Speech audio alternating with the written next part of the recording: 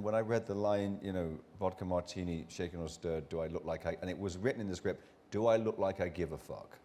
That was the line. And we, you know, it was do I look like I give a damn in the movie, but which works pretty good. And as soon as I read that, I went, oh shit. I mean, how can I say no to this? That's what, I mean, that's exactly what it was doing, was trying to subvert. Ladies and gentlemen, Daniel Craig! So, Commander Craig. Yes, oh Jesus, yeah. Congratulations. I mean, it just... You look very dashing in uniform.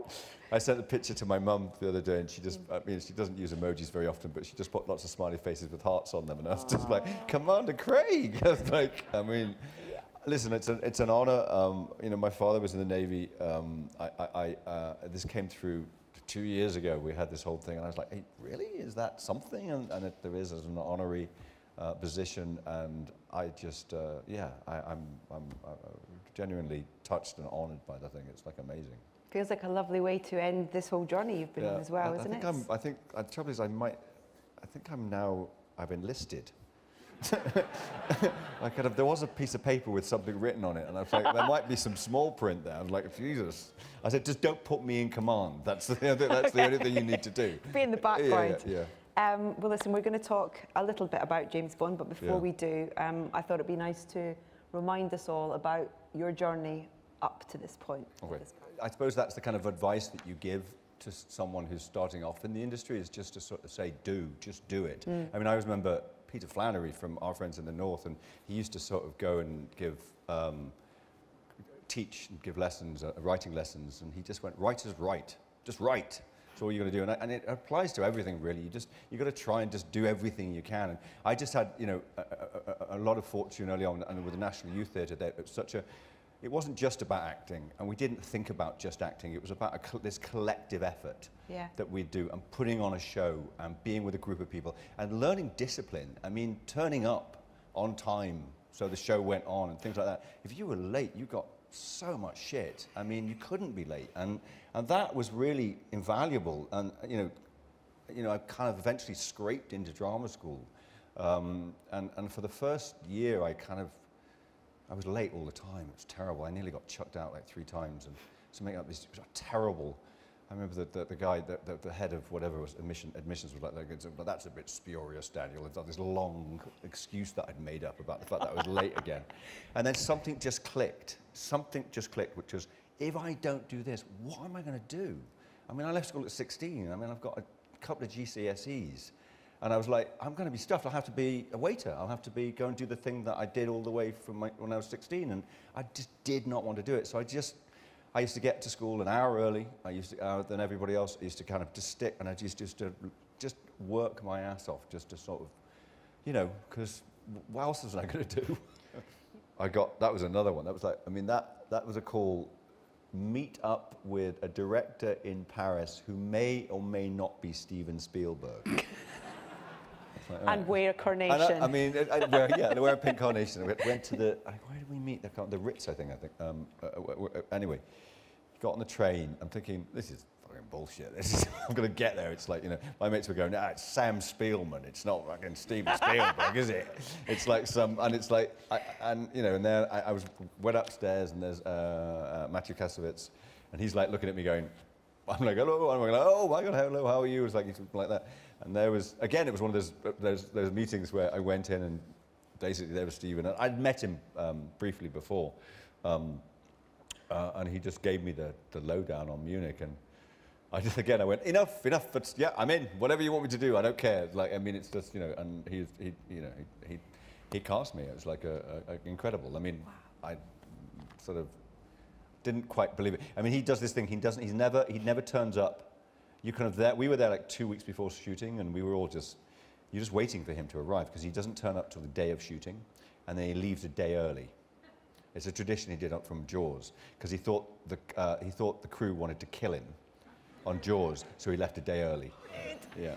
But I love the scenes with you and Jamie Lee Curtis in Knives Out. I mean, she's so fierce and just. I mean, she's so fierce, and she's so, you know, strong, and like, but she just made me smile, which is I just went with. I just thought she makes Benoit smile. I mean, it's just like so. Yeah, that thing is. I said, how much cash? I nicked that from Sharon Stone from Casino. When I think she asked, she said, I need some cash off Robert De Niro, and he goes, how much? She goes, that much. Yeah. In Casino? I think it's in Casino. Amazing. Yeah. Oh, that's brilliant. Yeah. It's really interesting because it's been so nice going back and watching all these films again, and it's a really hard film to put into a genre, and I think that's such a healthy thing because it really takes lots of different little bits. Yeah, it's a kind of murder mystery type thing, but there are other elements going on there within the film. I think that's Ryan's genius. I mean, I think that's kind of his he's a sleuth, the kind of amateur sleuth kind of. He does. I attempt the New York Times crossword every day. I get to Tuesday and then it goes all wrong. He does it every day in 10 minutes, and I'm like, oh God.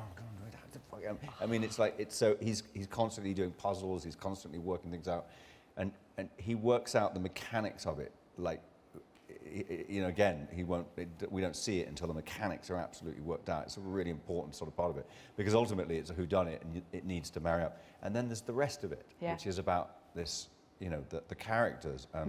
He's another one of the directors. He's really good with large casts, really good with maneuvering people and allowing them to sort of do their thing and take their moment. And that's, again, that's it's something I admire.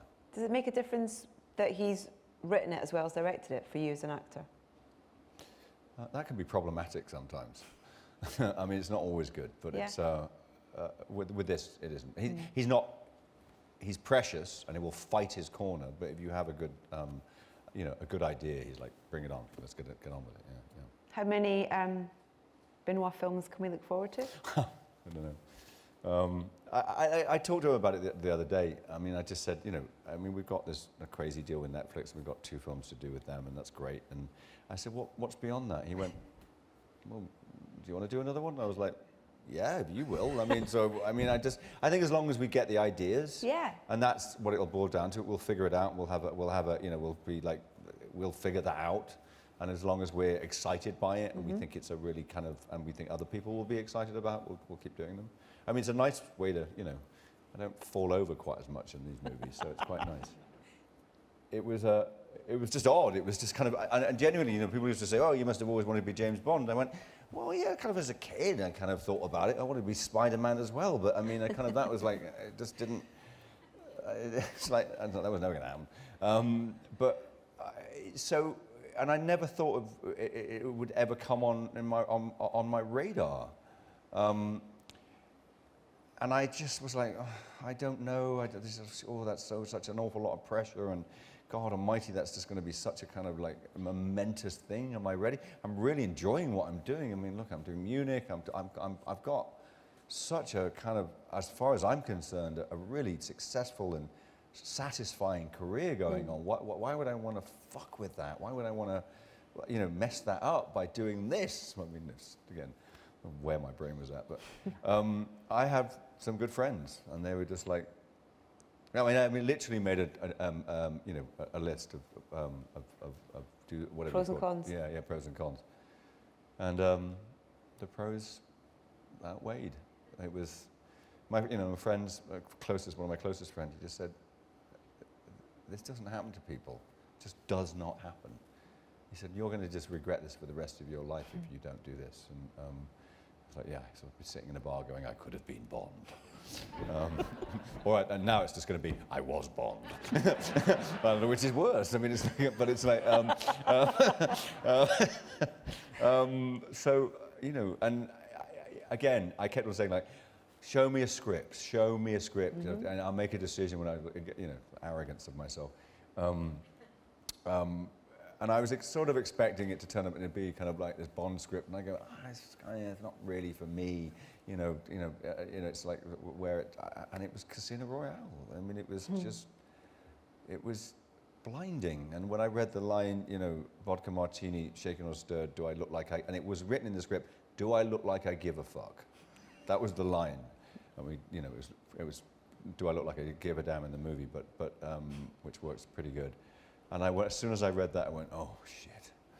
I mean, how can I say no to this? That's exactly what it was doing, was trying to subvert everything, trying to take it on and reinvent it. And that's what I was given the opportunity to do by Barbara Broccoli and Michael Wilson, was to come in and just try and reinvent it a bit and try and sort of make it fresh again. Yeah. And that's what I've always tried to achieve with it. Side of it, with the script side of things, and for the new one as well, bringing in someone like Phoebe Waller-Bridge on the writing side of things to make sure that there's a strong female voice in there, and that's something that I feel like you've had a big part in terms of. Well, that's two things. I mean, one is to have a strong female voice and to make sure that our female characters are.